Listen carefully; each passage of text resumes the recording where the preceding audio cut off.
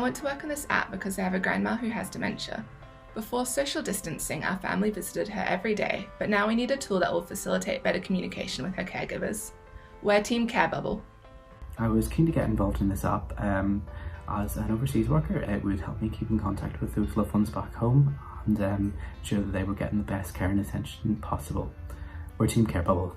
Due to the quarantine, many people can't see their vulnerable loved ones at the moment. For me, my mum is 62 with early onset dementia, and we want to help improve the communication between families and their caregivers during this time to provide health and wellbeing updates. We're Team CareBubble. We want to alleviate the stress people are feeling while socially distancing from their vulnerable loved ones by building a mobile app that will facilitate better communication with care workers. The app's core functionality is that it centralises all the communication that is currently occurring with care workers over different channels. It will display everything in a single feed connected to the patient's profile that both the caregiver and family members can scroll and post to.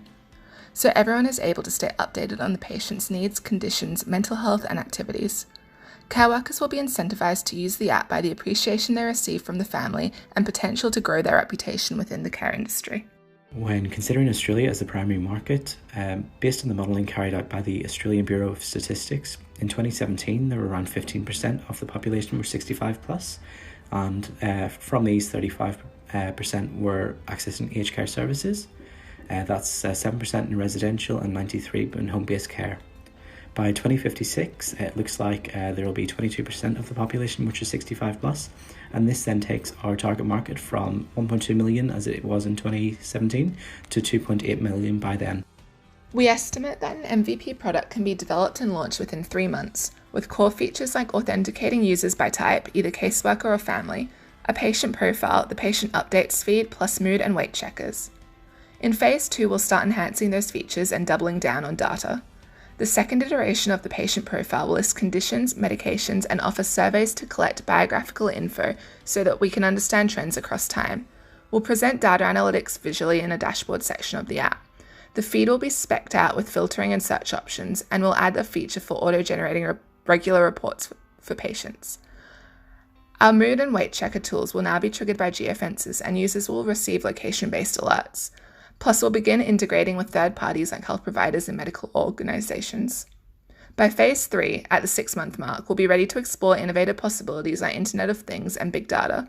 With mass amounts of non-personally identifiable data we aggregate into a data lake, we'll be able to predict things to improve the healthcare in the future.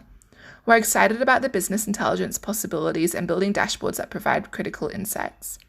At this stage, we'll also open up the app to patients themselves so that they can communicate directly with their care workers and family via video chat, view their own medical info and schedules. As this platform will be working with sensitive health information, we want to ensure that the platform is designed in a secure, stable and resilient way from the ground up. We intend to design our platform based on cloud architecture frameworks and best practices, whilst ensuring compliance with any legal, data protection and retention policies.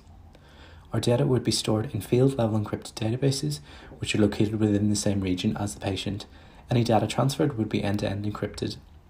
We are also open to working with local health authorities so that any information processed through CareBubble could potentially be secured and stored within the health authority ecosystem.